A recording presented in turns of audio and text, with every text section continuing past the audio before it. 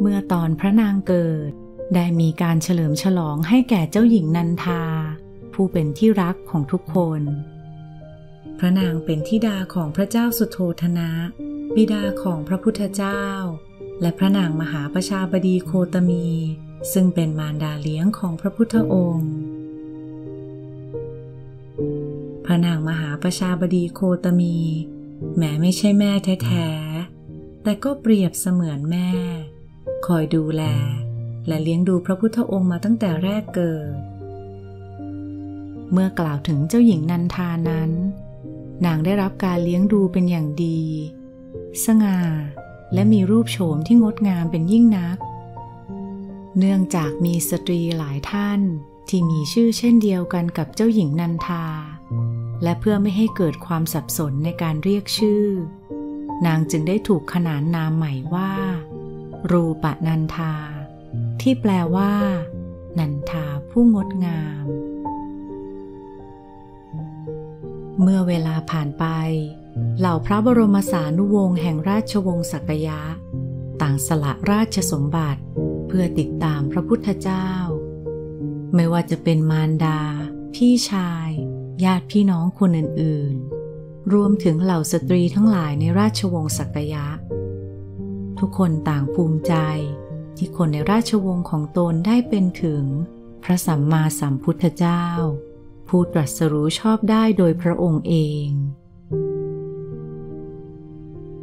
เจ้าหญิงรูปนันทาจึงตัดสินใจที่จะออกบวชเช่นกันแต่ด้วยเหตุผลที่แตกต่างจากคนอื่นๆพระนางไม่ได้ออกบวชด้วยศรัทธาหรือปรารถนาจะบรรลุธรรมแต่เหตุที่ออกบวชก็เพียงเพื่อทำตามคนอื่นๆพระนางไม่ต้องการที่จะแปลกแยกตลอดเวลาที่ผ่านมาพระนางคิดตลอดว่าตัวเองงดงามและมีชื่อเสียงมาเป็นเวลาเนิ่นนานแม้ในขณะนี้ตอนที่นางเป็นภิกษุณีนางมีความรู้สึกกดดัน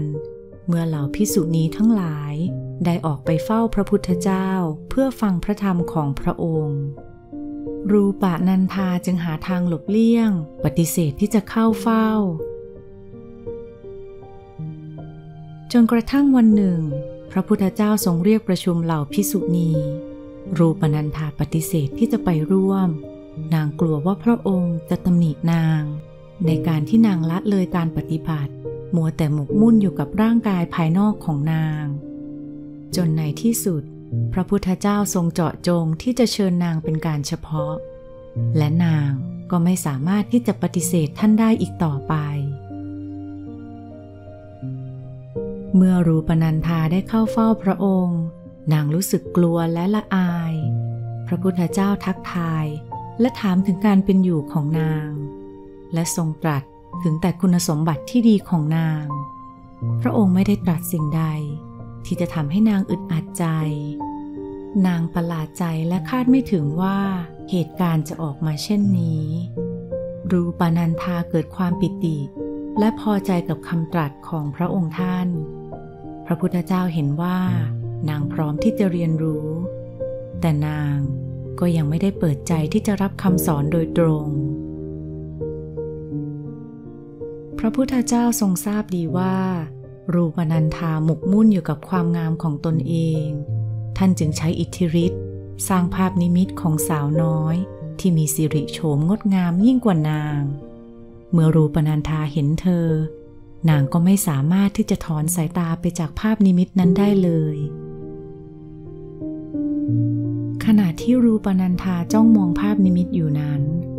สาวน้อยผู้แสนงามก็เริ่มที่จะแก่ลงไปอย่างรวดเร็วต่อหน้าต่อตาหลังจากที่หญิงคนนั้นตายลง